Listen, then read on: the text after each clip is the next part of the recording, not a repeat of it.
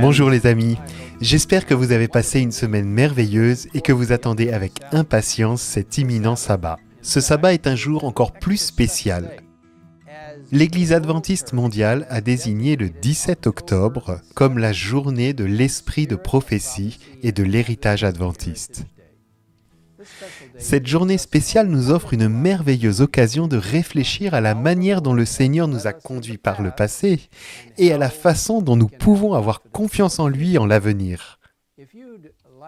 Si vous souhaitez avoir plus d'informations et de matériel pour ce sabbat spécial, je vous invite à visiter le site web d'Ellen White Estate à l'adresse whiteestate.org.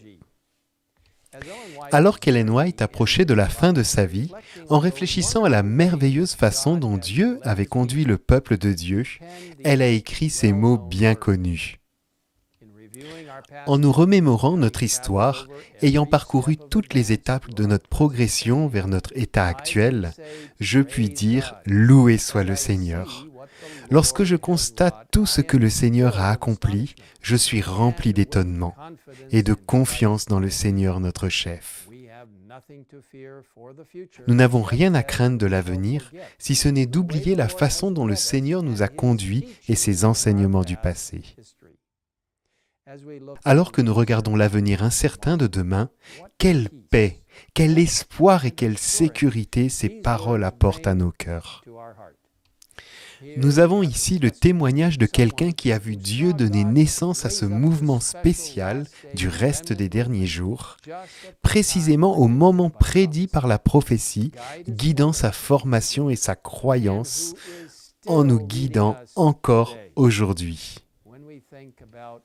Quand on pense à la façon dont ce mouvement a commencé, c'est vraiment étonnant. Dieu a pris un très petit groupe de personnes dévouées, des personnes qui aimaient Dieu, qui étudiaient les prophéties bibliques et attendaient son retour, et les a guidées dans sa pleine vérité biblique,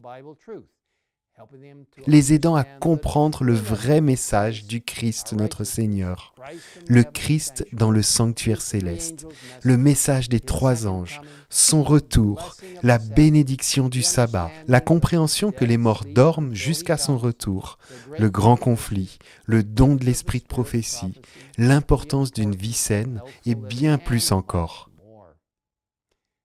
Sous la conduite du Seigneur, le mouvement s'est développé, en s'étendant non seulement aux États-Unis, mais dans le monde entier. Aujourd'hui, les adventistes du 7e jour comptent plus de 20 millions de membres dans plus de 200 pays à travers le monde. C'est une véritable bénédiction du Seigneur, et nous louons Dieu pour tout ce qu'il a fait. Cependant, il est extrêmement important, comme l'a souligné Ellen White, de ne jamais oublier la manière dont le Seigneur nous a conduits, ainsi que son enseignement dans notre passé. Au milieu du 19e siècle, lorsque le mouvement adventiste a commencé, il y avait déjà de nombreuses dénominations chrétiennes dans différentes parties du monde. Alors pourquoi Dieu a-t-il créé le mouvement adventiste du 7e jour à cette époque ? Était-ce simplement pour en ajouter un de plus aux nombreuses dénominations protestantes déjà existantes ? Ou bien y avait-il un but particulier, une mission spéciale pour ce groupe ? La réponse se trouve dans Apocalypse 12, verset 17, qui identifie les caractéristiques du peuple du reste de Dieu. Ceux qui respectent les commandements de Dieu et gardent le témoignage de Jésus. Et Apocalypse 14, versets 6 à 12, décrivant le message que le reste doit apporter, celui des 3 anges, nous exhortant à l'annoncer aux habitants de la terre, à toute nation, à toute tribu, à toute langue et à tout peuple. Il disait d'une voix forte, « Craignez Dieu et rendez-lui gloire, car l'heure de son jugement est venue. Adorez celui qui a fait le ciel, la terre, la mer et les sources d'eau. » À proclamer, « Elle est tombée, Babylone, et a donné cet avertissement: si quelqu'un adore la bête et son image, s'il reçoit la marque sur son front ou sur sa main, il boira lui aussi du vin de la fureur de Dieu. Aujourd'hui, Dieu nous appelle à nous souvenir de sa conduite et de son enseignement dans le passé, et nous exhorte à aller de l'avant par la puissance de son Saint-Esprit, dans l'appel qu'il a si gracieusement adressé. Le monde cherche, attend des réponses aux grands problèmes auxquels nous sommes confrontés aujourd'hui. Que Dieu soit loué, il nous a donné un message incroyable, beau et plein d'espoir à partager avec tout le monde.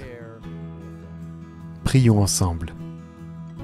Père Céleste, merci pour l'incroyable appel du mouvement adventiste.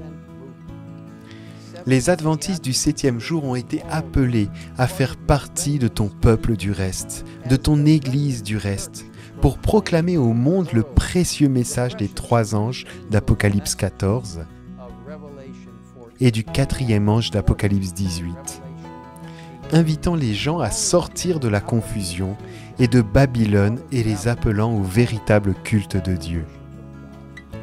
Seigneur, aide-nous à être de puissants témoins pour toi en proclamant que tu es notre Créateur, que tu es notre Rédempteur, que tu es notre Roi qui reviendra. Seigneur, bénis chacun de nous dans le monde entier, alors que nous prenons part à la proclamation finale de ce mouvement adventiste. Et aide-nous à nous rappeler comment tu nous as guidés dans le passé, ainsi que tes enseignements, afin que nous ne craignions pas l'avenir. Nous te demandons tout cela au nom puissant et merveilleux de notre Seigneur Jésus-Christ. Amen. Jesus Christ. Amen.